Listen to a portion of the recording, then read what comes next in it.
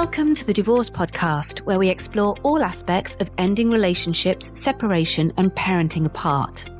If your marriage or partnership has ended, or you have friends and family who are separating, this podcast is for you. I'm Kate Daly, a relationship counsellor, divorce specialist, and co-founder of Amicable, the online legal service for separating couples. In each episode, we look at relationships and separation from different angles, including the emotional, legal, and social. I'm joined by experts and special guests who share their own unique stories, experience, and tips with the goal of helping people end relationships in a kinder and better way. In this episode, I was joined by Dr. Charlotte Fox-Weber to talk about boundaries, relationships, and separation. Charlotte is a psychotherapist and writer. She co-founded Examined Life and is the founding head of the School of Life Psychotherapy. She grew up in Connecticut and Paris and now lives in London with her husband and 2 young children. And Tell Me What You Want is her first book. This episode focuses on what we mean by boundaries and explores how we can use them in the context of relationships, separation, and divorce. If you loved this episode, then please subscribe and rate us on your preferred listening platform. Welcome, Charlotte. Hello. It's lovely to have you. Thank you very much for joining me. Charlotte, we're going to chat about boundaries today, and I know it's a subject that's close to your heart, and it's definitely close to mine. But let's start with the beginning kind of question. What are boundaries? Boundaries are used as a term in such an unboundaried way that it's ironic. It's rules, limits, parameters for negotiating and connecting and managing space in every sense with other human beings. Okay.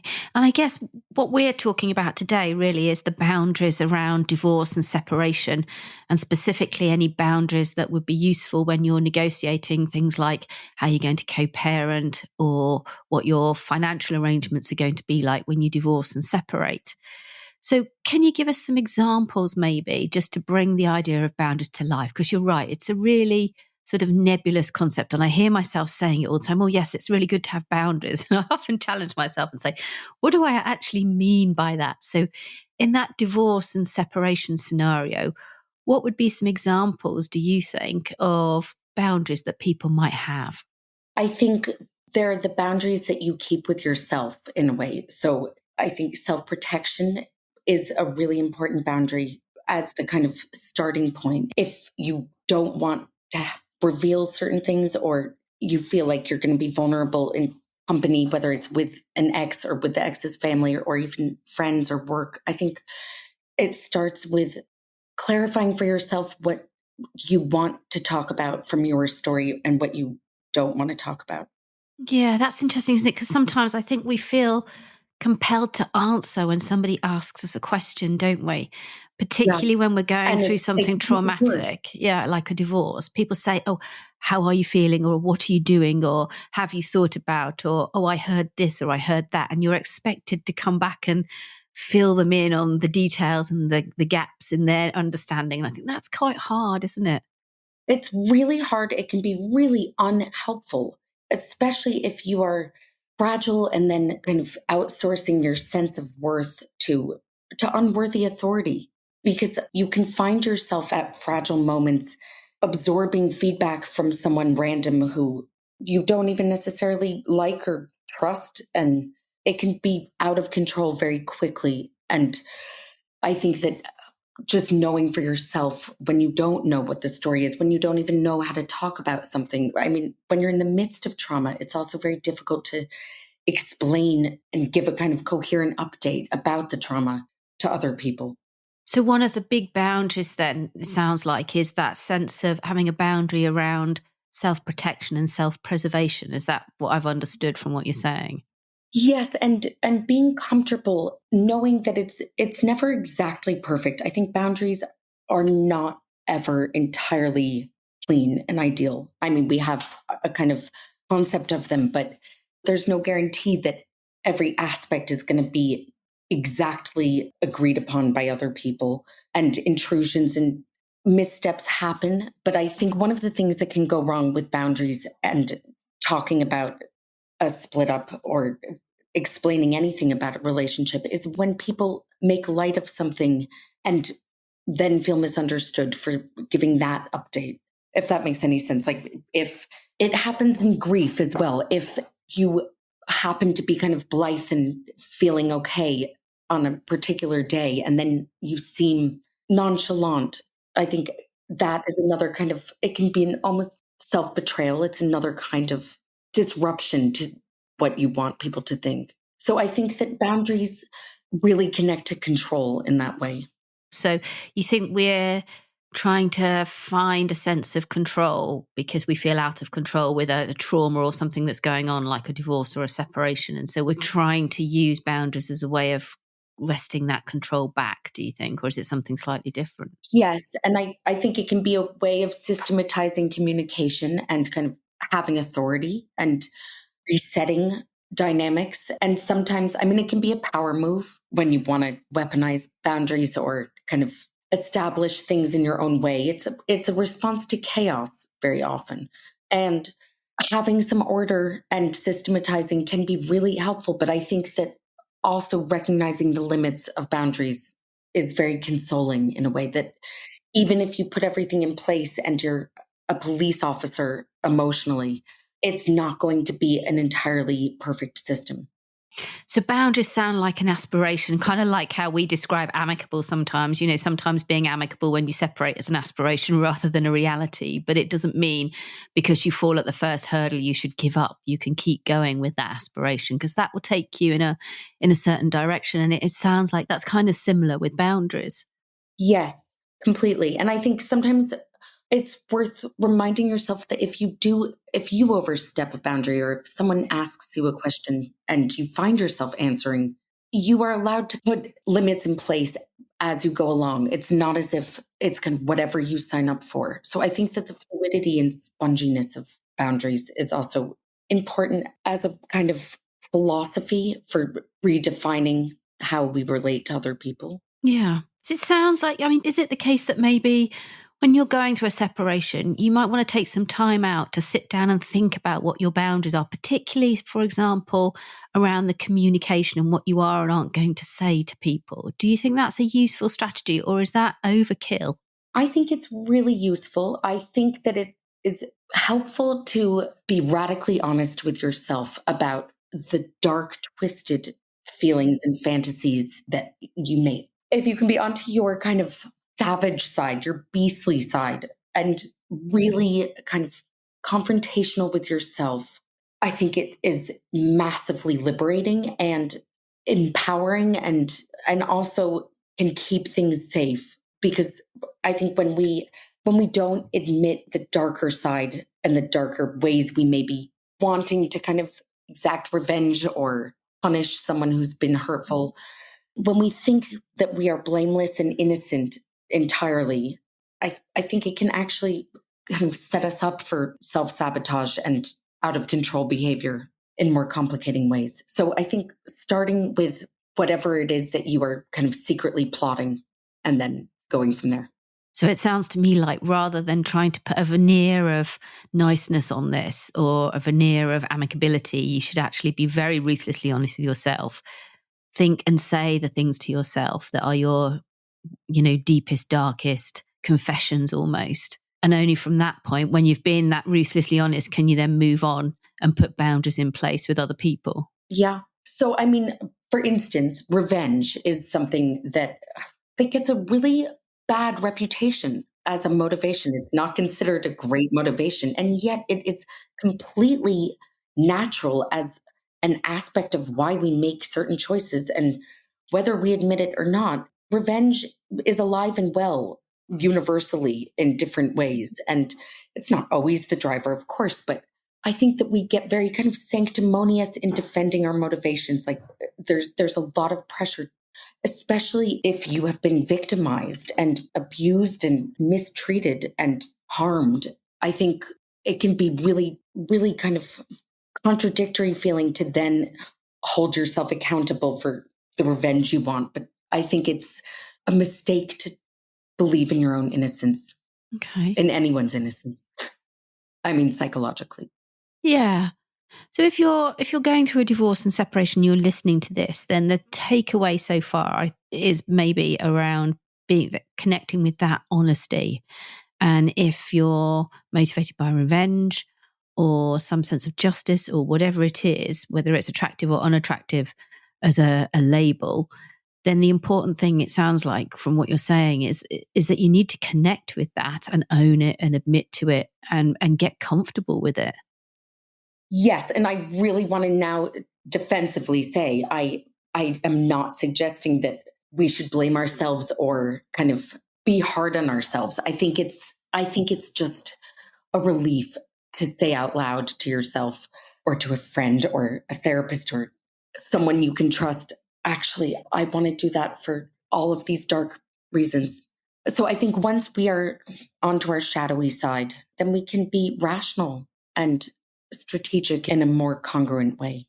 So I guess you're not talking about acting on some of these feelings, but you're talking about psychologically recognizing them and owning them, aren't you? And looking at genuinely what's motivating you, and to be able to then almost put that in a box and stand back and say, okay, if these are the things that are really pulling me strategically, what do I need to do with this information, and what do I need to do if I'm having to, like you say, you might want to enact revenge on one level with somebody that you're separating from. But if you've also got to be a co-parent with that person, then you're going to have to find a way of navigating two contradictory sets of feelings, aren't you? And I think that's one of the things. I watched your TED Talk, and that's one of the things you were saying, when you've got to live with the two sets of contradictory feelings. On the one hand, you've got this idea of, I've got to be a co-parent. And on the other hand, you've got all these feelings of rage and anger that you might feel towards the other person. How on earth does somebody make sense of that and put a plan together to be able to co-parent when they've got those feelings underneath? What sort of things do you help people do in that scenario? I think that separating the psychological from other areas of life is really important. It's yet another boundary in a way. So I work with lawyers who will sometimes refer to us and to this group of therapists I work with, and we cross refer, but there are so many differences between legal ways of speaking and anything psychological. So in therapy, people can talk about wanting to kill someone and their murderous rage, and it's fantasy. And the difference between fantasy and reality is a huge, important aspect of therapy. And I think if you kind of have those moments of radical honesty with yourself and you want to write an email, you can write the email without sending it. And there's a lot to be said for all of the work that goes into communicating and then not actually communicating to the person you're having the strong feelings towards. So I think that kind of knowing the difference between your inner world and whatever you choose to do behaviorally is a really important step. And do you think then, because I suppose lots of traditional therapeutic approaches would say that you have to master those uncomfortable feelings in order to be able to move on and do the practical day-to-day co-parenting or whatever it is. Do you subscribe to that, or do you think you can hold? No, Okay, tell me more about that. I think there can be a lot of pressure to be over something, to move on, to let go. And the amount of people who have said to me, either in my work or in my personal life, that they thought they'd be over this relationship because a certain amount of time has passed, or they gave themselves a deadline. They've had enough. They're fed up. Why are they still kind of hung up on someone? And grief is never linear. And I think that recovering from a relationship breakup is not a linear process, even if you're no longer together. I think there shouldn't be pressure to have everything be tied up in a nice bow, even when legally things are kind of resolved and okay. That's really interesting, isn't it? Because I agree. I think you're right. There is tremendous pressure from just culture, society, the way we talk about things, and I include us in this, that we have to somehow, go through something, come out the other side. We use that language all the time, don't we? Get to a place where we can be at peace, we can have moved on, we can have got over. That's all super prevalent in our language. And it's very interesting to hear somebody actually say, well, you know what? You can still sit with those feelings of hurt, of betrayal, of anger, of bitterness, whatever they are, and you can still do the other practical stuff. That might be getting the legal stuff tied up and being strategic in the way you approach that. It might be putting the best interests of your children first and creating, a functioning parenting relationship between the two of you. But none of that is predicated on you having to have got over, come to terms with, or got through the emotional turmoil that you feel when a relationship ends. It's fascinating. Yes. And it's liberating. Don't you think it's liberating? Yeah, I mean, I think that it is totally liberating when you realize it's like having an extension for an essay. Like it's okay, actually. You don't have to be completely past this thing. And I think that sometimes it's possible to really have made significant progress emotionally in dealing with the loss of a relationship. And then you have a relapse. You have an emotional kind of reopening of something, of a wound that you thought had healed. And there can be this sense of kind of going back there when you'd made progress. And again, I think it's nuanced, it's contradictory, and it's possible to make progress for 20 years and then have a day where you find it really hard and you miss someone or you're unresolved. And it's part of the richness of life as well. But I do think that there's a lot of pressure, particularly since no fault divorce, actually.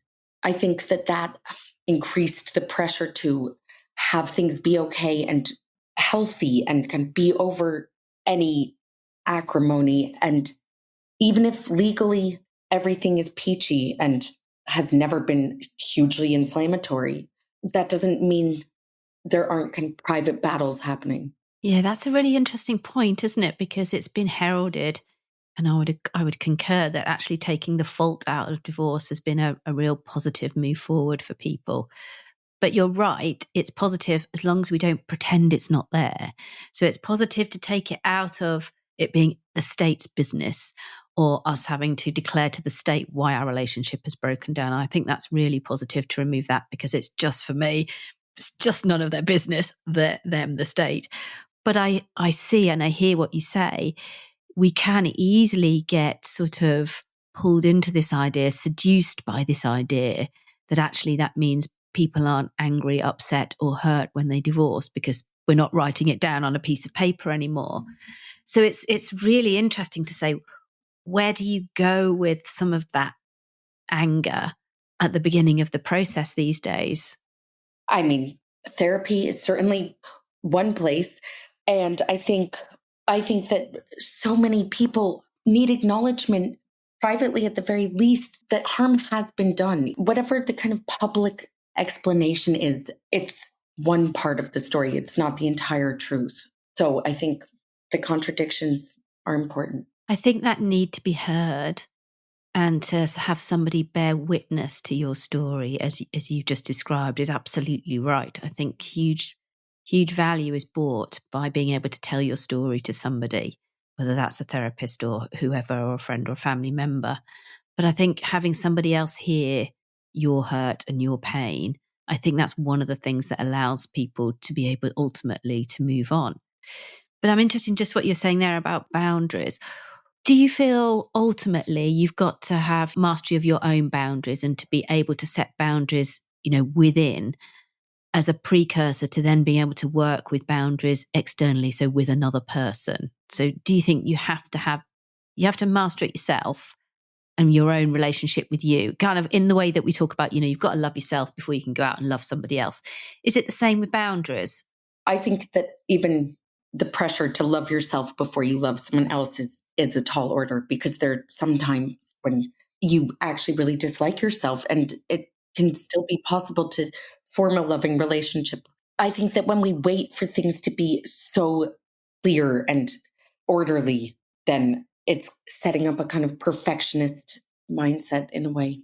And there's no perfect way to deal with relationships. So your question was, should we kind of master boundaries for ourselves personally before having boundaries with other people?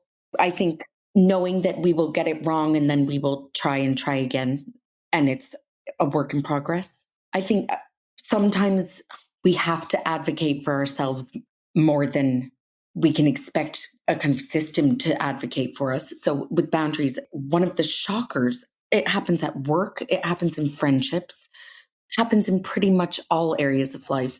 That realization that no one else is actually thinking about your experience as much as you are, and and advocating for you. Like, if you don't say that actually something doesn't work for you, no one will necessarily know that it's a problem.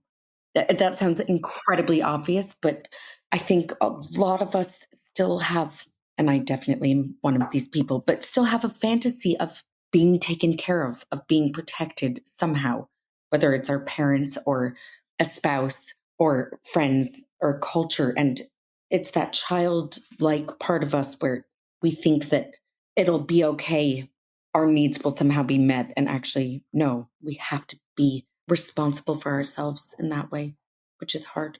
But why do we find it so hard? Because I wonder if there's something cultural at play here. We find it quite hard to say what we want because it feels pushy, or we're frightened we won't get our needs met. But I think it's more about feeling pushy, or it's rude to ask, or all of that sort of plays into it, doesn't it? And we end up therefore not saying anything and allowing resentment or whatever to build. So what do we need to say to ourselves, or what do we need to just get over in order to be able to feel okay about saying, look, this is what I need right now? I see. This is why I like to begin with the outrageous demands, because it kind of normalizes our own internal space for the wackadoodle requests and the the kind of diva demands and the bare minimum needs. And I think we are really judgmental about desire, and then we're even judgmental about the loss of desire. I think it's fascinating to look at the ways we all fake wanting something or not wanting something, needing something, not needing something, to kind of to see how we've gotten into certain situations. Go on, this is interesting. Give me an example. So, like in a divorce or separation scenario, what do you think people are faking most typically? So there are certain things that get faked a lot, I find. I mean, besides orgasms, which aren't necessarily faked as much these days as they were 10 years ago, although I think it still happens. There can be a kind of make believe domesticity that happens at the beginning of a relationship where somehow a partner can fall into a mode of kind of making the house nice or earning money. And like the roles and responsibilities just get allocated and put into place for who does the washing up, who does which chore, and even who is the kind of storyteller, who's the creative one, like all these unofficial rules and roles. And then what happens over time is there can be a realization that you've been miscast, or you are restless and bored with the role you've been playing, or you just no longer can believe that you ever put up with taking on a certain responsibility. But we all have moments of outrage that we somehow signed up for this job that we didn't exactly spell out emotionally. So there's no one without needs. And it's not a dirty word to have needs. But I think if we're not explicit with ourselves, then there's almost no possibility of it magically happening. Do you think we suffer from a lack of vocabulary about it? Then because I think we can all intellectually accept, can't we, that we have needs. We'd like to get our needs met. We probably don't get our needs met a lot of the time, and that's okay. And then there are some really important things where we really need to push for it. But what stops us then? Because I feel like you're right that we get trapped in certain roles, and sometimes it's easier to leave rather than just say what we want. How can that be, though? Because that sounds ridiculous when you say it, but that is the experience But of lots of it people. happens in friendships Yeah. all the time too. Hmm. Of I don't want to make it a thing. It's fine. It's fine. And then it pulls the Yeah. relationship. Then it's not fine. Yeah. Yeah. I think that it's embarrassing to actually say what you need. I think it can be a lot more comfortable to recognize another person's needs. And that's how it begins. So we are conditioned to think about giving pleasure, but also if you are taking care of someone and It could be within a marriage, it could be with children or parents, but it can be the kind of caring persona of wanting to look after other people, wanting to sacrifice yourself in some way. And I think that sacrifice is still a big thing. It's a big pressure that we can find ourselves going along with. And it can even be embarrassing to admit that you're not sacrificing something because it sounds greedy or it sounds selfish. And there's still a kind of shaming that can happen or that happens. It's part of politeness. And even the way children say, I want milk, you wouldn't say, I want that in a restaurant. It would sound kind of rude. So we go around, we think it's more polite and delicate to kind of not be too demanding and too overt, but then it gets extreme.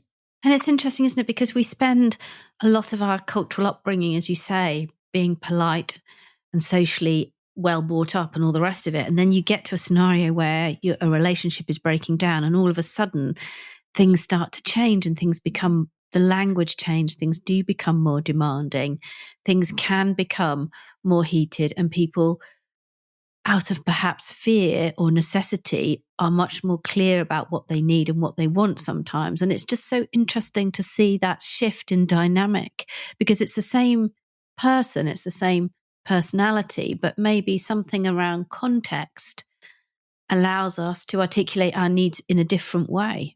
Well, also, I mean, it's paradoxical because we are the same and yet we change. And I think that when we commit to relationships, it's really easy to forget that change will happen, that either it'll be personal change or circumstantial, contextual change, but it won't feel exactly the same forever. But it's very hard to kind of conceptualize how different we might feel in the future. If someone's going through a relationship breakdown and they recognize the need to set boundaries, and perhaps they've done some internal work themselves, they've got some idea of where their lines are and what is and isn't acceptable. How do you set up a conversation with an ex to talk about boundaries, whether that's about how you're going to navigate the divorce process itself, whether it's about co-parenting, whether it's about, bringing in a new partner, for example, if you share children and now you're separated? How do you start a conversation about boundaries in that scenario? I think it depends on how manageable the ex is and how reasonable and kind of respectful. I think if there can be a degree of respect, I might even say respect before I would use the word boundaries, because I think it's the precondition for even having a conversation. And when it's disrespectful and vituperative and attacking in the dynamic and communication, it's really almost too dysregulated to kind of set up new systems in that moment.